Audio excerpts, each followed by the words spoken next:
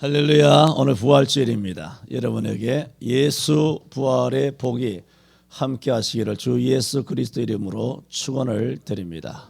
우리 서로 부활을 축하합니다. 서로 인사하십시다. 부활을 축하합니다. 부활을 축하합니다. 네. 저도 마찬가지고 사람들은 건강하게 그리고 행복하게 오래 살기를 바랍니다. 이게 삼박자입니다. 그러나 이 말은 슬픈 말입니다. 다시 한번 들어보세요. 사람들은 건강하게, 맞죠? 그렇게 살고 싶으시죠? 행복하게 살고 싶으시죠? 돈 없으면 행복합니까? 어느 정도 먹고 살아야 행복하지 거지처럼 살면 행복하겠냐 말입니다. 그러므로 행복하다는 이 단어에는 여러 가지 우리가 살아갈 때 필요한 모든 것들이 공급이 되어야 합니다. 그러므로 우리는 건강하게 행복하게, 근데 금방 죽어버렸어. 그러면 그게 무슨 행복하겠습니까? 단명하면 행복한 게 아니죠. 그래도 살만큼 살았다. 한 8, 90, 한 90 정도, 요즘 100세를 바라보니까 한 90 정도는 살아야 되지 않겠느냐. 그러므로 오래 살아야 되는 것입니다. 제가 뭐라고 말씀드렸습니까? 이 말이 슬픈 말이라는 것입니다. 이게 무슨 말입니까? 이것은 사람은 자기가 죽는다는 사실을 알고 있다는 뜻입니다. 그렇지 않습니까? 사람이 영원히 살려고 하는 것이 아니라 오래 살려고 한다는 겁니다. 그건 뭐예요? 늦게 죽고 싶다는 겁니다. 빨리 죽기 싫다는 것입니다. 이것은 누구나 바라는 바람이고 저도 마찬가지지만 이건 사실은 슬픈 거예요. 이런 슬픔이 어디서 나왔나요? 죄 때문에 나왔어요. 왜? 선악과를 따먹으면 정령 죽으리라. 그때부터 따먹음으로 인간에게 죄가 왔고 죄 때문에 죽음이 오게 된 것입니다. 창세기 때는 창세기 5장까지는 1000년씩 살았어요. 보통 800년, 900년 살았어요. 사연이 뭐합니까? 죽는데. 자, 우리가 오래 살면 좋겠습니까? 100살 살았어요. 죽잖아. 아니 20살에 죽었어. 끔찍한 일이죠. 어차피 죽잖아. 내가 100살 살아서 80년 뒤에 걔네보다 80년을 더 살았어. 죽잖아. 뭔 볼 일이 있어요. 어차피 북망상선에 가서 진토처럼 다 사라져 버릴 텐데. 자, 할렐루야. 뭔 얘기를 할렐루야 한지도 모르죠, 여러분은. 우리가 반드시 죽을 줄로 믿습니다. 다 죽습니다. 안 죽습니까? 안 죽을 사람 손 들어봐요. 자신 있으면. 다 죽습니다. 그런데 예수 믿으면 반드시 죽는 것이 확실한 것, 그보다 더 이상으로 다시 살아날 줄로 믿습니다.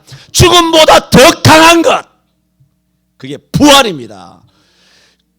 부활은 죽음보다 강하지 않으면 죽음을 어떻게 깨치고 살아납니까? 부활이 죽음보다 더 강력하기 때문에 부활이 있는 겁니다. 예수님 부활하신 줄로 믿습니다. 이런 짠한 인생들, 불쌍한 인생들에게 부활이요 생명이 되어주시기 위해서 하나님이신 예수님이 사람의 몸을 입으시고 이 땅에 오셔서 자기를 낮추시고 순종하시되 죽기까지 순종하시어 십자가에 못 박혀 죽어주셨으니 이름으로 하나님이 그를 지극히 높여 모든 이름 위에 뛰어난 이름을 주사 하늘에 있는 자들과 땅에 있는 자들과 땅 아래에 있는 자들로 모든 무릎을 그 이름 앞에 꿇게 하시고 모든 입으로 예수는 그리스도라 주라 고백하게 하셨으니 이는 예수 그리스도로 말미암아 하나님께서 영광을 받으시게 하려 하심이라. 그러므로 우리는 예수님 앞에 할렐루야 찬양을 드리고 예수님을 보내신 하나님 앞에 할렐루야 찬양을 드리고 예수 부활로 말미암아 우리에게 부활의 새 생명 주신 주님 앞에 영광의 예배를 드려야 합니다. 저는 이 땅의 사람들이 오래 사는 일에 그다지도 관심이 많으면서도 역설적이게도 생명 주신다는데, 부활을 주신다는데 그 예수에 대하여 적대감을 갖고 살아가는 이 땅의 모든 사람들을 보면서 안타까움을 느낍니다. 오늘 부활주의를 맞아서 오늘 본문 말씀을 중심으로 말씀과 부활, 지금 우리 교회만 25년이니까 부활주일 설교를 도대체 몇 번 했겠습니까? 고난주간 설교를 몇 번 했겠습니까? 제가 대충만 봐도 누가복음 24장도 뭐 뒤에 53절까지 있지만 1절에서 12절까지만도 내가 한번 이미 서너 번 설교한 것 같아요. 오늘 제목이 말씀과 부활입니다마는 부활과 말씀이라고도 한번 말씀을 드렸고 몇 번 말씀을 드렸어요. 물론 오늘 드리는 말씀은 또 다른 말씀이 뭐 다르다는 표현이 적당한지 모르지만 그런 말씀은 했던 말씀은 아닙니다만은 오늘 말씀과 부활이란 제목으로 말씀을 드립니다. 첫째로 1절을 보세요. 안식 후 첫날 새벽에. 자, 이게 뭡니까? 예수님께서 금요일 날 돌아가시고 금토일 안식일 후 첫날이니까 주일이죠. 주님이 부활하신 날 뭐라고요? 새벽에. 자, 이게 무슨 말입니까? 예수님이 부활하셨잖아요. 이날 새벽에. 예수님이 부활하신 그날 성경에서 최초로 일어난 일이 뭐냐? 그걸 말하고 있어요. 안식 후 첫날 새벽이니까 새벽 전에 누가 간 사람이 아무것도 없어요. 새벽 전에 무슨 일이 일어난 것도 없어요. 새벽 전에 일어난 일은 뭡니까? 천사들이 돌 무덤을 다 이렇게 무덤 돌을 치운 것밖에 없어요. 안식 후 첫날 새벽에 제일 먼저 최초로 일어난 일 궁금하지 않습니까? 부활주일 날 제일 먼저 일어난 일이 뭐냐면 여자들이 예수님의 무덤에 간 것입니다. 남자들이 간 거 아니에요. 남자는 디비져 자고 있었어요. 그래 교회마다 믿음 있는 사람이 누구냐 하면 여자들이에요. 다 그래요. 남자들은 눈도 깜짝 안 했어요. 사도들이지만 죽은 사람이 어떻게 살아나겠느냐 그 생각만 한 거죠. 그런데 이 여자들이 여러 여자들 보면 10절에 이 여자들에 대한 신상이 나와 있죠. 이 여자들은 첫째 막달라 마리아, 요한나, 그리고 야고보의 모친 마리아라는 이름이 많아요. 마리아라 이름, 야고보 이름, 요셉이란 이름, 많은 이름이 있어요. 동명이인이죠. 그리고 또 저희와 함께한 뭐라고? 다른 여자들도 복수죠. 그러므로 복수니까 최소한 이 복수를 둘로 따지더라도 여자들이 최소한 몇 사람 같다는 것입니까? 5사람 같다는 겁니다. 5에서 한 17명 아니면 한 10명 정도 안짝으로 한 17명 안식일 날 새벽에 무덤이 있다는 골고다는 얼마나 공동묘지가 많은 곳입니까? 그런데 이 여자들이 겁도 없이 여자들이 삼삼오오 모여서 어디로 갔느냐? 예수님의 무덤으로 갔습니다. 무덤으로 가는 이유는 뭡니까? 예수님의 시체가 썩지 않도록 하기 위하여 향품을 가지고 갔어요. 그래서 1절을 다시 한번 읽어봅시다. 안식 후 첫날 새벽에 이 여자들이 그 예비한 무엇을 가지고? 향품을 가지고 무덤에 갔습니다. 시체가 썩지 않도록 모략 같은 걸 가지고 시체에 바르기 위하여. 자, 보세요. 그러므로 이 여자들이 주님을 향한 사랑과 애틋한 마음을 가지고 있는 것은 참으로 고무적인 일이지만 이 여자들이 예수님의 시체에 바르려고 향품을 가지고 올라갔으므로 이 여자들은 부활의 믿음을 가지고 있었느냐는 거예요. 없었다는 거예요. 이 여자들의 일련의 행동은 믿음의 행동이 아닙니다. 인지상정의 행동, 그리고 인간의 정에서 우러나는 행동. 여러분 주 안에서 신앙생활 하는 것이 목사에 대한 정도 있을 것이고, 나는 여러분 장로님들에 대한 정, 집사님들과 권사님들에 대한 정, 우리 청년들에 대한 정, 여러분들도 서로 남전도의 여전도의 구역이나 아니면 여러 가지 정들이 있잖아요. 정이 없습니까? 다 정이 있죠. 그러나 정말 저와 여러분의 신앙이 처음에는 정에 움직여도 돼요. 그러나 처음에는 정에 움직이라도 나중에는 정에 움직이지 말고 성령에 움직이시기를 바랍니다. 성령을 따라 말씀을 따라 좌우되기를 바랍니다. 정에 치심해서 정에 좌우가 되면 사람은 자꾸 시험에 들게 돼요. 유혹에 빠지게 돼요. 올바른 판단을 하지 못하게 돼요. 여러분 오로지 예수 따라 사시기를 바랍니다. 그런데 이 여자들은 훌륭했지만 어쨌느냐? 부활의 믿음을 갖고 있었다면 예수님이 시체를 바르려고 뭘 갖고 갈 일이 있습니까? 주님이 살아나셨는데. 주님이 살아나신 것을 믿었다면 뭘 갖고 가야 됩니까? 예? 두부를 갖고 가야죠. 주님이 살아나셨다면 뭘 갖고 가야 될까요? 축부활, 그래서 화환을 들고 가든가 꽃바구니를 들고 가든가 그렇게 해야 되고, 아니면 무덤에 들어가셨으니까 그 옷이 3일 동안 있었으니까 얼마나 더럽고 냄새가 나겠습니까?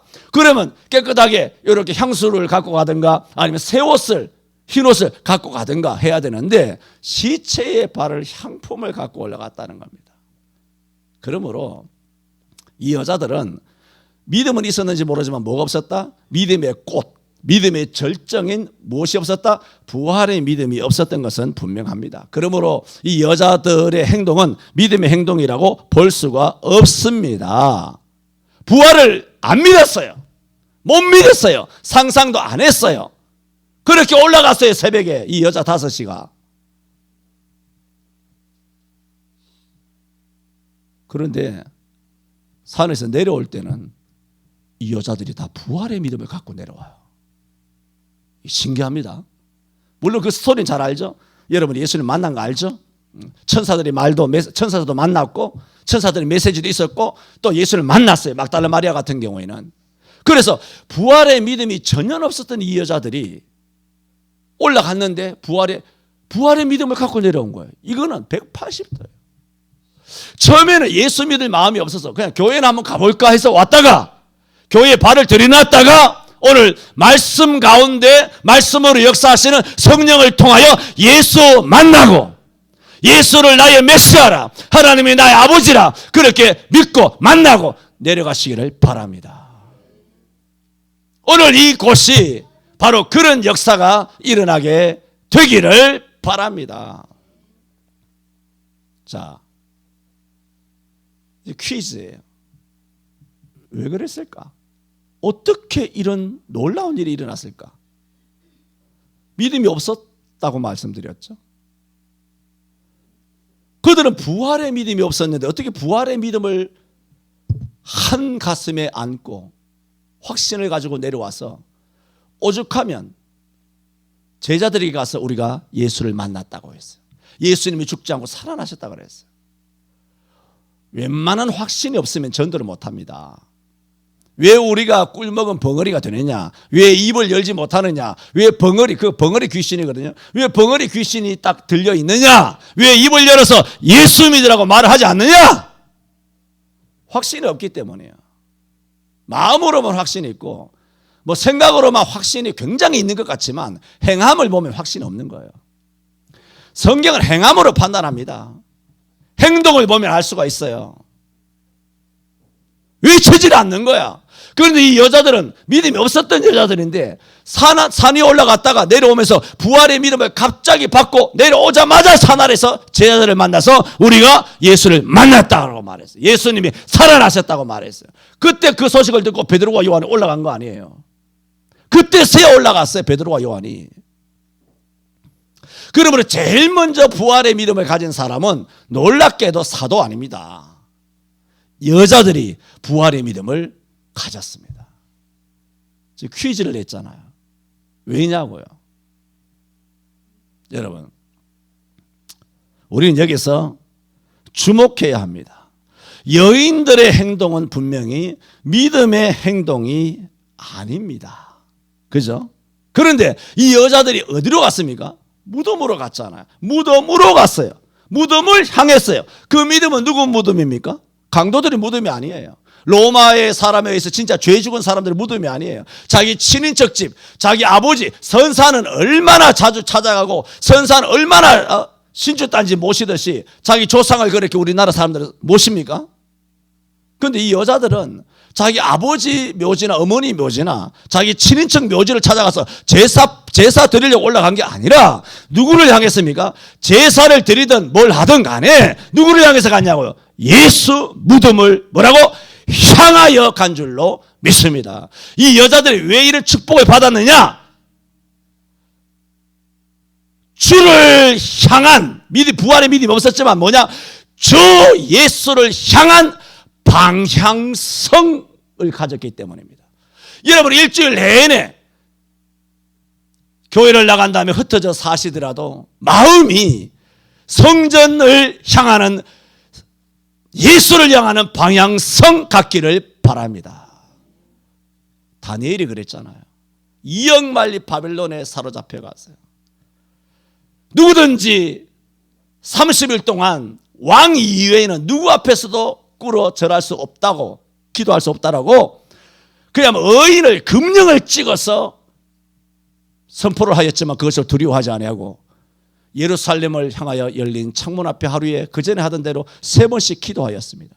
그가 먼 2억 만리 사로잡혀 갔지만 다니엘의 마음에는 뭐가 있었나요? 항상 예루살렘 성을 향하는 마음이 있었어요. 그게 바로 방향성입니다. 방향성이 뭐냐? 어느 쪽으로 가려고 하는, 그리고 끊임없이 나아가려고 하는 성질이에요. 관성과 달라요. 방향성, 해바라기와 같아요. 해가 있는 쪽이 동쪽이면 동쪽에 있다가 해가 지면 서쪽으로 끊임없이 해를 향하는 방향성. 우리가 무엇을 가지고 있어야 되느냐? 일주일 동안 교회를 못 나와도 우리 마음에는 항상 교회를 향한 방향성, 그리고 예수님을 향한 방향성을 가지고 있어야 합니다. 성경에는 이런 말씀이 너무나 많습니다. 몇 구절만 인용한다면 유명한 말씀이죠. 히브리 12장 2절에 믿음의 주여 온전케 하시는 인 예수를 바라보라.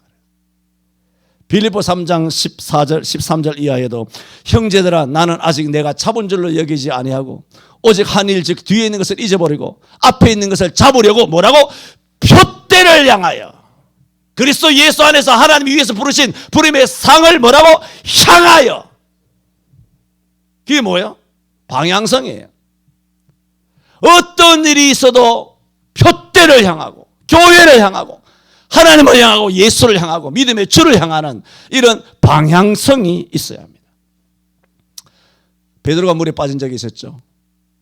주여 나로 오라 하소서 하며 물 위로 걷다가 바람을 보고 빠져들어가는지라 그랬어요. 그가 어떻게 구원을 받았습니까? 주여 나를 건지소서라고 했죠. 그가 구원을 받은 것은 물에 빠지지 않고 건짐을 받은 이유는 예수님을 향하여 걸어갔기 때문입니다. 모세는 40년간 양을 쳤습니다. 자그마치 40년입니다. 누구나 한 직장에서 40년 재직한다는 것은 결코 쉬운 일이 아닙니다. 40년 동안 한 직장에 머물러 있었다면 그 사람은 전문가일 것입니다. 모세도 마찬가지입니다.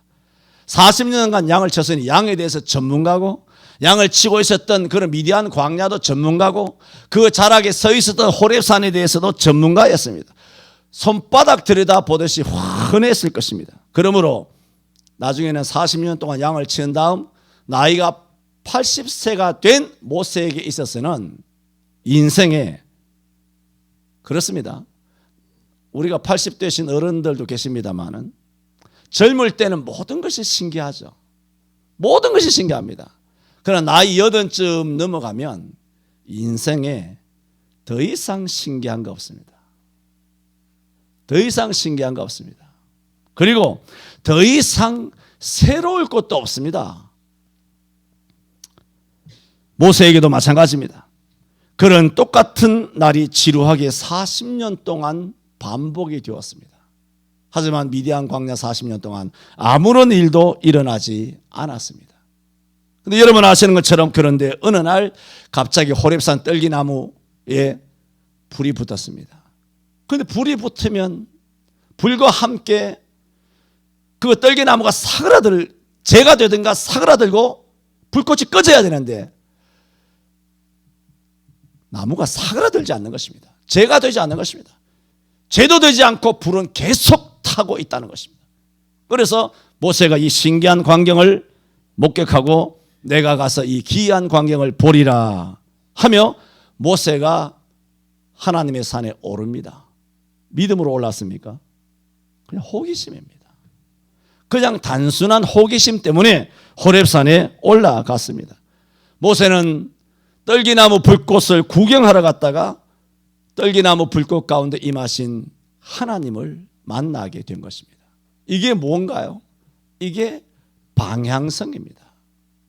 우리는 항상 우리 마음이 하나님을 향해야 합니다. 그 하나님만을 향하는 것을 시편 1편에는 뭐라 그랬습니까? 내가 주야로 여호와의 말씀을 묵상한다 그랬어요. 묵상하는 거. 말씀을 묵상하는 거예요. 그러면 시냇가에 심은 나무가 시절을 쫓아 과실을 맺는다 그랬어요. 그 열매가 맺는다 그랬어요. 이 우리가 항상 우리 마음을 다하여 마태오 22장 37절 말한 것처럼 마음을 다하여 목숨을 다하여 뜻을 다하여 그랬잖아요. 제일 먼저 나오는 것이 뭐라 그랬습니까? 마음이라 그랬어요. 우리의 마음의 방향성이 하나님 사랑, 예수님 사랑, 성령님 사랑, 교회 사랑, 말씀 사랑 하시기를 바랍니다. 우리는 알아야 합니다. 모세가 광야에 40년 동안 양을 쳤지만 40년 동안에 일어난 일이 있나요, 없나요? 아무런 일도 일어나지 않았습니다. 그러나 지난 40년간 아무런 일이 일어나지 않았다고 해서 앞으로도 아무런 일이 일어나지 않는 것은 아닙니다. 우리 교회 지난 25년 동안 아무런 일이 안 일어난 게 아니지만 예를 들어 설명을 해봅시다. 우리 교회 지난 25년 동안 교회에도 아무런 일이 일어나지 않았다고 가정합시다. 그리고 내 개인에게도, 여러분 개인에게도 아무런 일이 일어나지 않았어요. 여러분의 가정에도 아무런 일이 일어나지 않았어요. 25년 동안. 그렇다고 앞으로도 아무런 일이 일어나지 않는다는 증거가 되지 못합니다. 오히려 지난 세월 아무런 일이 일어나지 않았다는 것은 이제야말로 뭔가 일이 일어날 시간이 가까워 왔다는 것이에요. 모세의 40년, 모세의 나이 80살 된 노구를 이끌고 양을 치면서 지난 얼마나 지루한 세월입니까? 장구한 세월 동안 아무런 일이 일어나지 않았어요. 무슨 일이 일어날 기대도 갖지 않았어요, 모세는. 그런데 희한한 일이 일어났습니다. 왜 그러냐? 주를 향하여 살다 보면 안나가 과부된 지 84년이 되었지만 예루살렘 성전을 떠나지 아니하고 주야에 금식하며 기도하다가 마침내 아기 예수를 만난 것처럼 언제 우리에게 은혜가 임하고 언제 우리를 부르시고 언제 우리에게 부활의 믿음을 오늘 막달라 마리아와 여인들에게 주신 것처럼 우리에게 그 거대한 믿음, 성령 충만의 은사를 체험하게 하실지를 모른다는 것입니다. 오늘 이 여자들은 아무런 기대심이 1도 없었습니다. 그냥 시체만 생각하고 올라갔어요.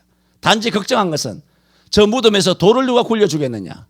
산에 두셋이 붙어야 돌을 굴려낼 수 있는데 여자들 대에서 붙어봐야 저 돌을 굴려내겠느냐.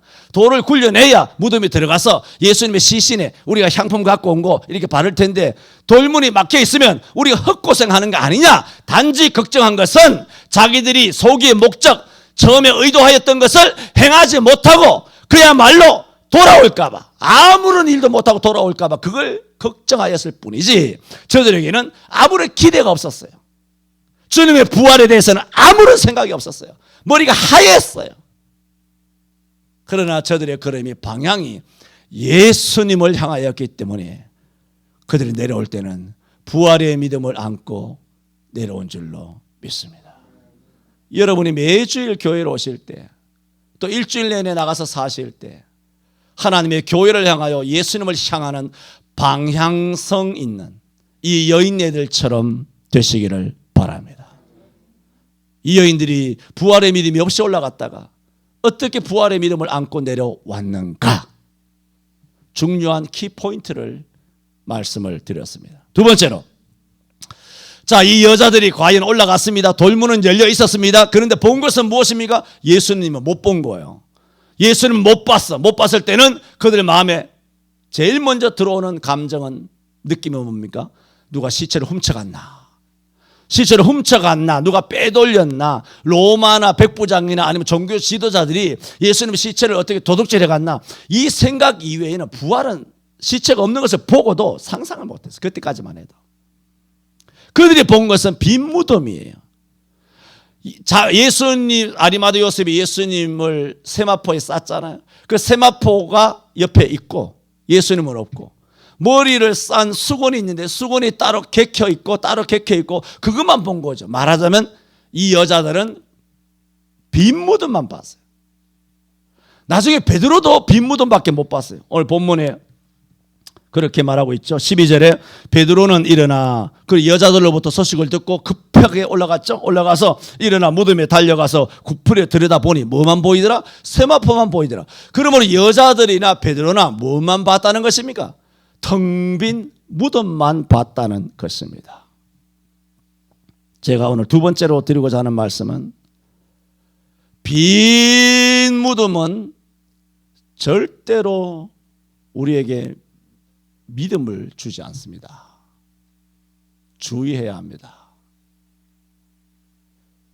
빈 무덤이 뭡니까? 유적입니다. 유적. 그잖아요. 골동품, 역사적인 유물, 역사적인 흔적, 역사적인 기록. 빈 무덤을 아무리 들여다봐도 베드로도 긴가민가 하고 다시 내려왔어요. 베드로도. 나중에 주님께서 나타나셔서 보여주실 때 그때서 베드로가 믿었죠. 그래서 우리가 주의해야 한다는 것입니다. 오늘날 여러분이 성지순례 할 기회가 있으면 성지순례 하시더라도 성지순례는 그냥 하는 것입니다. 성지순례 100번 다녀온다고 믿음이 자라는 게 아닙니다. 그거 뭘까요? 빈 무덤입니다. 그거 아무것도 없습니다. 그냥 호기심으로 그냥 올라가는 것 뿐입니다. 그리고 출애굽 여정을 따라간다. 애굽에서부터 비아 히롤에서부터 시나이 반도 시내산에서 팔레스타인까지 애굽의 여정을 따라가는, 그야말로 7박 8일 그런 여정을 여러분이 똑같이 한다 할지라도 믿음은 1도 더해지지 않습니다. 그게 더해진다면 맨날 거기 돌아다니면 믿음이 커지겠네. 그러면 3년 고개처럼 한 번 넘어지면 3년 만에 죽는데, 두 번 넘어지면 6년, 세 번 넘어지면 9년. 그 스토리가 그런 거 아닙니까? 그 웃기는 스토리지만, 그럴 것 같으면 맨날 성지순례하고 그 다음에 성지에 사는 사람 믿음이 최고일 거 아니에요. 성지에 맨날 거기서 밥 먹고 사니까. 그러면 오늘날 유대인들이 믿음이 제일 좋을 거 아니에요. 근데 유대인들의 믿음이 제일 거지잖아요. 유대인들이 지금 유대교라는 것은 이단이잖아요. 성지에 살면서도. 이집트 사람들이, 시나이에 사는 사람들이, 그 사람들 믿음이 좋나요? 우리는 평생에 한번 갈까 말까 하는 것을 그들은 그 주장창 일평생 산단 말이에요. 그래, 믿음이 좋습니까 그들이? 또 터키에 가서 초대교회 카타콤을 들여다본다. 또 현대교회는 수십 년 전부터 예배당 앞에 거대한 스크린을 띄워놓고 말씀의 이해를 돕기 위해서 영상물을 제공하고 성경과 연관된 영화도 띄우고 연극도 상영합니다. 그것이 성도들에게 말씀을 가르치는 좋은 보조 교구제가 된다고 생각해서 교회마다 이렇게 첨단으로 한 것은 30년도 넘었습니다. 대한민국이 좀 잘 살기 시작하면서부터 한국 교회는 다 이런 프로젝션을 준비해가지고 프로젝트를 쏘고 막 이런 스크린을 올리고 막 예배 시간마다 그거 예배 준비해 그거 맞춘다고 담임 목사 성경 구절 맞추고 방송실에서 맞추고 교육자들이 맞추고 그거 짜 맞춘다고 하나의 종합 예술처럼 11시 예배를 위하여 그거 준비한다. 교육자들이 기도 안 하고 그런 믿음이 커질 줄 알고 그렇게 해서 믿음이 커졌다면 성경을 이해하는데 보탬이 됐다면 대한민국이 지금 이 짝이 낫겠습니까? 믿음이 더 좋아졌겠죠. 그래서 내가 말하잖아요. 우리는 그렇게 안 띄울 거라고.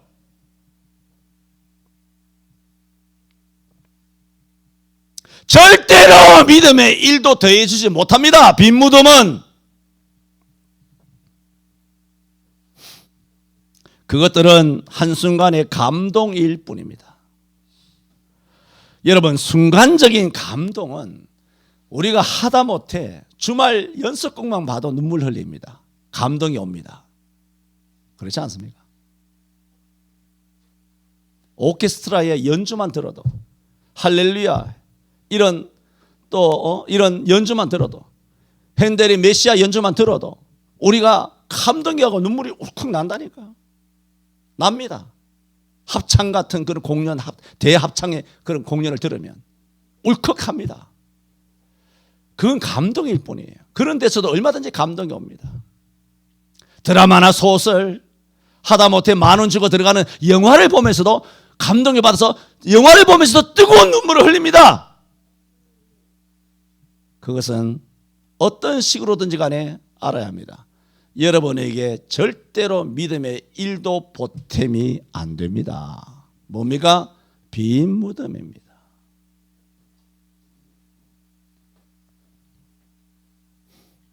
우리는 심지어 감동적인 대중가요 있지 않습니까?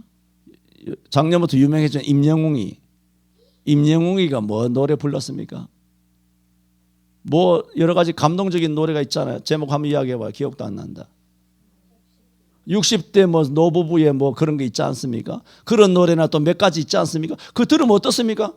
교회가 예수 믿는지 안 믿는지 거기서 뭐 교회도 아니고 예배 찬양도 아니잖아요. 그 대중가요 트롯이잖아요. 그런데 들으면 가사라든가 그런 것이 뭐가 되나요? 사람들이 그거 보고 눈물을 이룹니다.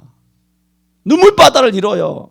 그 눈물바다 이런 사람 가운데 예수 안 믿는 사람만 그래 감동하나요? 예수 믿는 사람도 많아요. 다 감동을 들어요. 설교 들으면 졸지만 그거 들으면 다 감동한다니까요. 그래요, 안 그래요? 그렇습니다. 교회마다 설교 들으면 좁니다. 그런데 오늘 우리 교회가 특별히 참 믿음 좋은 초대 가수 한 분을 초청했습니다. 자, 임영웅 집사님 나오십시오. 해서 나와서 찬송 한 가닥 뽑으면 수천 명의 눈동자가 집중됩니다.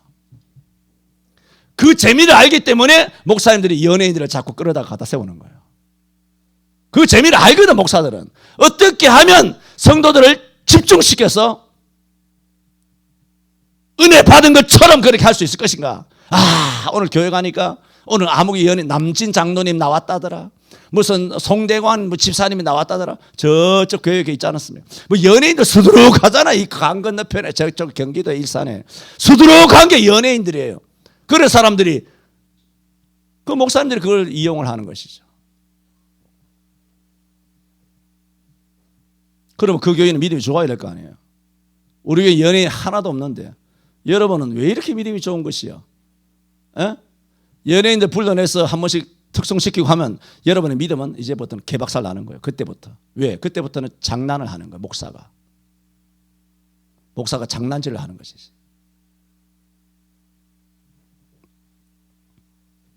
여러분, 교회가 크다고 믿음이 자라나요? 잘 들으세요. 그러면 교회가 작으면 믿음이 자라나요? 여러분, 오늘 핵심을 아셔야 됩니다. 키워드는 교회가 아니라는 거죠. 교회가 크다고 믿음 자라는 것이 아니고 교회가 작다고 믿음이 자라느냐? 아닙니다. 가운 입으면 믿음이 자랍니까? 가운 입으면? 목사 가운 입고 찬양대 가운 입고 설치면 그 믿음이 자라냐고. 교회에 직분 받으면 믿음이 자랍니까? 교회 안에 교회 뜰에 머물면 믿음이 자랍니까? 교회 오래도록 있으면 봉사하며 교회 열심히 다니면서 교회 안에 있으면 믿음이 자랍니까? 그렇다면 전국교회 믿음이 제일 좋은 사람은 사찰 집사가 돼야 됩니다. 사찰 집사가 믿음이 제일 좋아야 합니다. 사찰 집사가 뭔지도 모르죠. 압니까? 현대어로 말해서 그 적당한 단어는 아닙니다만 관리 집사라고 그래요. 교회를 돌아보는 사찰 집사, 청소하고 여러 가지를 다 하시는 그 사찰 집사, 그분이 믿음이 제일 좋아야 되잖아요. 왜? 24시간 교회에서 잠자고 교회 안에 뜰에 있으므로. 그래서 사찰 집사가 믿음이 제일 좋습니까? 그리고 목사가 사택이 있어. 교회 바깥에 다들 요즘 사택이 있지만 옛날에는 사택이 다 교회 안에 있었어요. 바로 옆에 있었어요. 그래, 부부 싸움하면 어떤 성도들은 그렇게 말해요. 목사님 가지고 부부 싸움하면 목사님 안 들리고 사모님 목소리만 들려요. 그래요.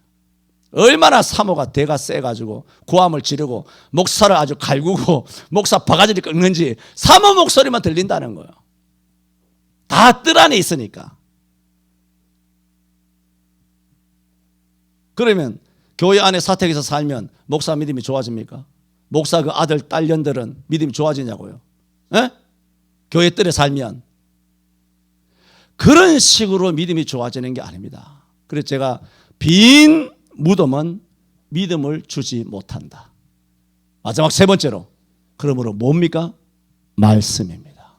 말씀만이 믿음을 줄 줄로 믿습니다. 예수님이 부활했다는 것은 꿈에도 생각하지 못하고 예수님이 시체나 어떻게 하면 근사해 보려고 향품을 가지고 올라갔던 이 대여섯 명의 무리 지었던 이 여자들이 어떻게 하다가 부활의 믿음을 안고 돌아와서 제자들에게 예수님이 살아나셨다라고 증거하였습니까? 말씀을 들었기 때문입니다. 오늘 보세요. 6절에 천사들이 말합니다. 여기 계시지 않고 살아나셨느니라. 갈릴리에 계실 때에 너희에게 어떻게 뭐라고 말씀하신 것을 기억하라. 그 말씀을 일러줍니다. 이러시기를 인자가 예수님이 죄인의 손에 넘기고 십자가에 못 박히지만 제3일에 어떻게 한다? 다시 살아나야 하리라 하셨느니라. 너희가 이것을 기억을 못하느냐 하니까 8절에 저희가 뭘 기억하고? 예수의 말씀을 기억하고 그랬어요. 로마서 10장 17절에도 너희가 믿음은 들음에서 나고 들음은 오직 그리스도 예수의 말씀으로 말미암느니라. 저와 여러분에게 주시는 모든 가지고 있는 모든 어떤 믿음이 있죠. 믿음의 격차는 다 있겠지만 믿음의 수준은 다 다르겠지만 어떤 믿음을 갖고 있든지 간에 그 믿음은 다 어디서 나왔느냐? 교회나 목사나 직분에서 나온 거 아닙니다. 어디서 나왔느냐? 말씀에서 나온 줄로 믿습니다. 오늘 믿음이 없었던 이 여자들이 어떻게 하여 믿음을 가졌느냐? 말씀입니다. 오늘 제목이 말씀과 부활, 말씀과 예수예요. 정말 말씀 중심의 우리 성천교회 될 수 있기를 바랍니다.